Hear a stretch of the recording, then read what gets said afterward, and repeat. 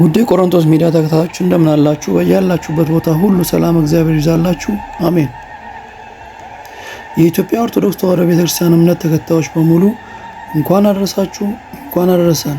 በያላችሁበት ሁሉ ሰላም እግዚአብሔር ይዛላችሁ። አሜን። በዛሬው ዕለት ደግሞ ማካፈላችሁ ታላቅ በዓልን ይሆናል። የአባታችን የቅዱስ አማኑኤል ዓመታዊ ክብረ በዓል ነው። አማኑኤል ማለት እግዚአብሔር ከኛ ጋር ሆነ ማለት እንደሆነ ቅዱስ መጽሐፍ ጠቅለል አድርጎ ይነግረናል። ይህንን ቃል ፍቺ ስለሚያስፈልገው ሊቃውንት ቤተ ክርስቲያን ሲያብራሩት ከስጋችን ስጋን ወስዶ በመልክ ከኛ ጋር አንድ መሆኑን ሲገልጽ እንደሆነ ያስረዳሉ። ይህንን በመጽሐፍ ቅዱስ ስናየው ማቴዎስ 1:23 ላይ እነሆ ድንግል ጸንሳለች፣ ልጅም ትወልዳለች፣ ስሙንም አማኑኤል ይሉታል የተባለው ይፈጸም ዘንድ ይህ ሁሉ ሆኗል። ትርጓሜውም እግዚአብሔር ከኛ ጋር ሆነ ማለት ነው።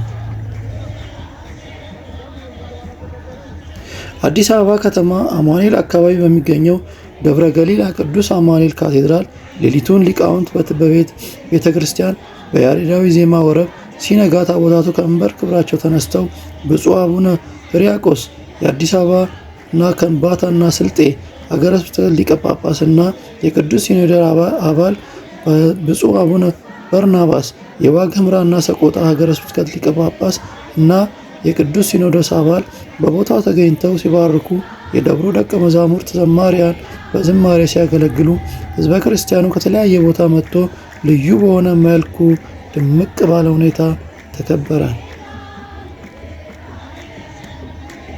ከእርሱ ጋር አንድ እንሆን ዘንድ ከእመቤታችን ቅድስት ድንግል ማርያም በተዋህዶ ከስጋዋ ስጋን በመልበስ ከነፍሷ ነፍስን በመንሳት ባለመለወጥ ሰው መሆንን ሲያጠይቅ ነው።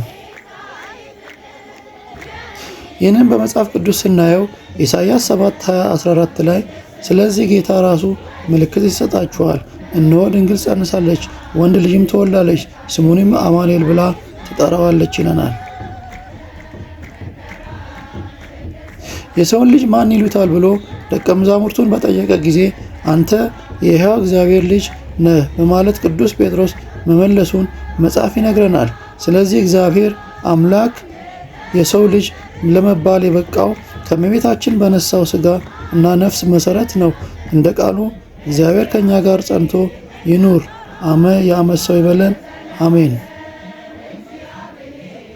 ማቴዎስ 16:13 ላይ ኢየሱስ ወደ ፊልጵስዩስ ቄሳር ሀገር በደረሰ ጊዜ ደቀ መዛሙርቱን ሰዎች የሰውን ልጅ ማን ይሉታል ብሎ ጠየቃቸው።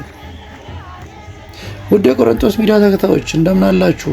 እንደምን ሰነበታችሁ? እንደምንስ ቆያችሁ? እንኳን ለዚህ ዕለት በሰላምና በጤና አድርሶ ከዚህ በረከት እንድትካፈሉ እግዚአብሔር ረዳችሁ።